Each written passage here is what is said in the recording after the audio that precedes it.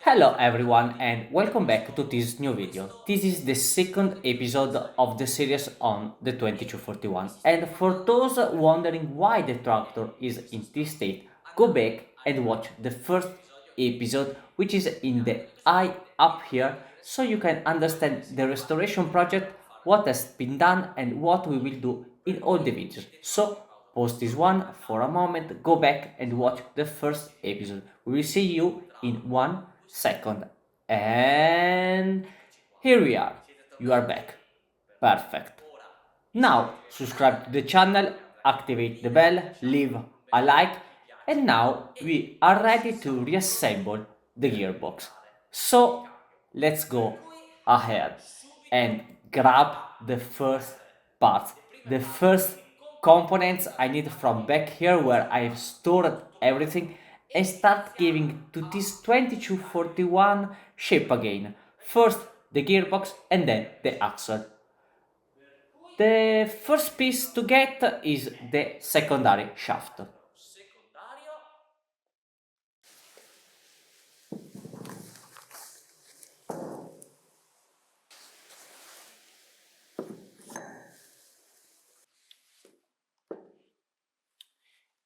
And here are the components that build up the secondary assembly. This is the shaft that takes motion from the primary and transmit it to the differential, so automatically to the wheels. It is really simple because you just need to follow the order in which you disassembled it, sliding in all the various spacers and gears. Tick, tack, and at the end a bearing will be mounted here, followed by the gear for selecting fast or slow gears. So we have this first part, this first pair of gears that can turn freely on the secondary, because obviously it will be mounted on bearings, and everything else transmit the motion to the differential. So now all that is left is to disassemble everything, slide it out in the same order, and mount a nice double row bearing here, and then we will move inside the case and start assembling.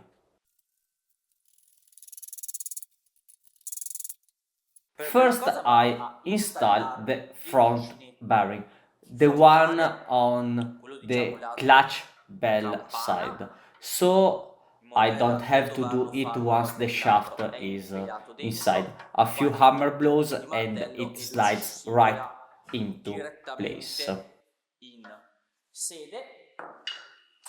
Now we can start insert gears and spacer one by one, starting with the third gear followed by its spacer, the second gear, and finally the last spacer with the first gear. We align them with the splined shaft, let them slide gently, ensure the bearing doesn't come out, and once everything is more or less aligned, move to the front side.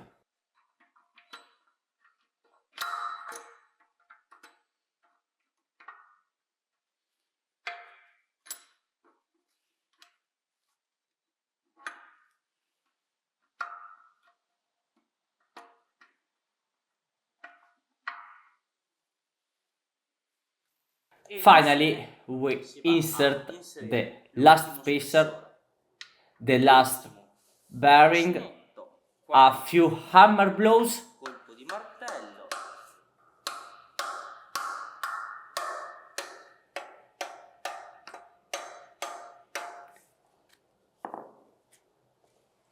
and finish with its retaining ring, which is always a pain to put in.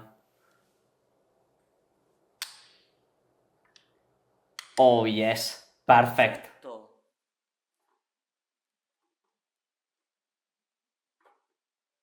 Ottimo. And now it's time for the reverse gear, which of course reverses the rotation on of the shaft. And to do that it needs an extra gear. So we insert our beautiful spacer and then the gear.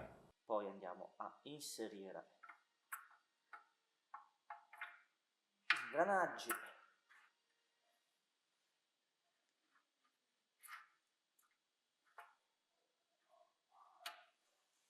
Oops, I got it wrong. As always, I do a mess. Be careful to position the retaining nut seat correctly, as once the shaft is sliding, you can't see it anymore. Simplify the process by positioning it correctly beforehand, then slide the shaft in. When it is in position, just slide the shaft and then tighten everything. And now to be closer to finish the gear assembly, I only need to insert the primary shaft with the two gears. The upper gears will be operated by the gear lever itself to select the gear. Selezionare la marcia.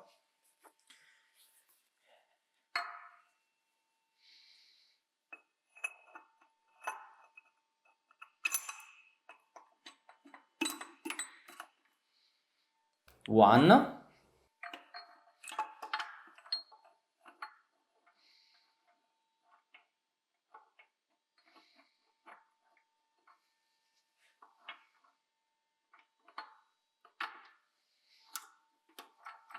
and two.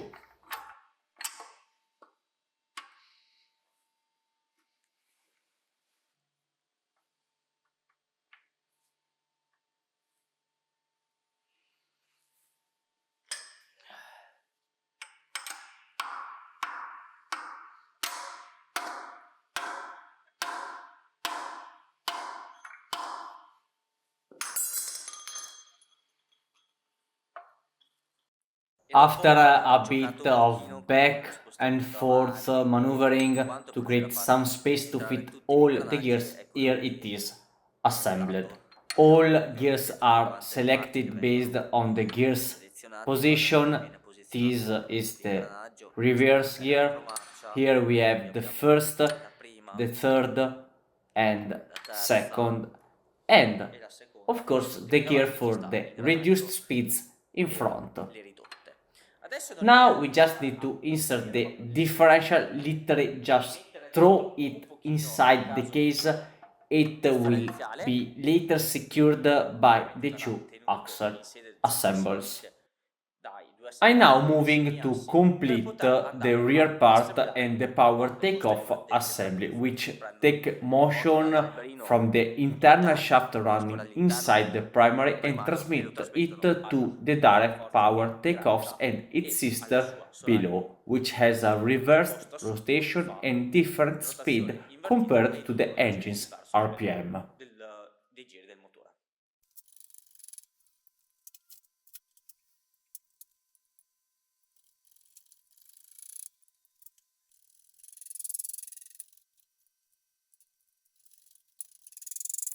So we simply slide in the two assemblies into the gearbox case.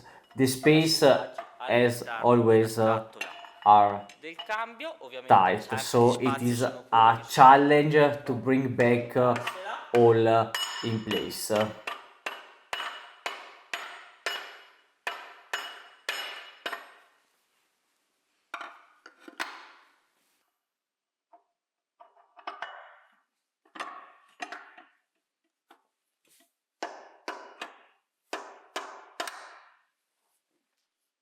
And after inserting the lower one, we align and slide in the upper one. Quella superiore. La centriamo bene. And also the last piece found its place. And here is the final result with all the gears back in place. The differential is still loose, but that is because we need to wait to mount the axles. As we can see here, we have the selection of fast or reduce speeds, and then the various gear selection with the two main gears transmitting motion from the primary to the secondary. Very nice work. I'm very pleased with how it turns out. Now there is no more slack or play, so I can say the gearbox is back to its original state. Now it's time for the axle. So let's quickly assemble and mount them on the gearbox.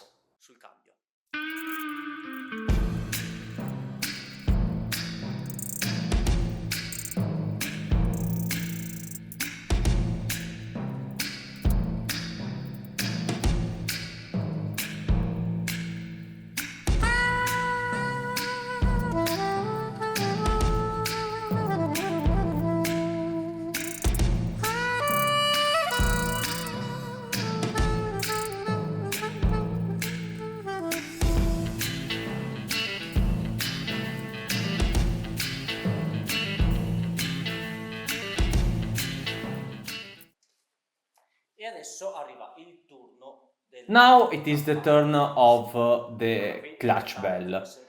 This is incredibly easy to mount. Just slide it over the shaft and secure the 7M12 nuts. Just an easy tightening process. I do this step mainly because I want to secure the tractor, placing it on three stands to ensure it doesn't fall when hammering in the rear wheel bearing. So I secure the 7 nuts and then we move on the video closure. And here we are. The tractor is starting to take shape, looking more like a 2241. We have reassembled the gearbox, the rear axle parts, the clutch bell, and off camera I have also installed the thrust bearing. Now all that is left to do is to run the brake cylinder pipes, mount the pinion gear and all the various covers of the back part. I will skip showing this part as I've already detailed in the Lamborghini video, so I will speed things up a bit to not be boring. So this episode ends here. But before saying goodbye, I want to show you something. What do I want to talk about? Something that for me is very important and that is here that I fight against. Here in Italy, I'm not the only one restorer that bring back to life these tractors. There are many who claim to fully restore nuts and bolts restore Lamborghini tractors, but only repaint them, often in wrong or invented colors. Remember, Lamborghini doesn't have a RAL color code. They use unique formulas especially created and only used by Lamborghini Trattori. And painting with RAL shades or wrong colors is already a poor work. But calling a simply repainting tractor a nuts and bolts perfectly restored is even worse. And this is why.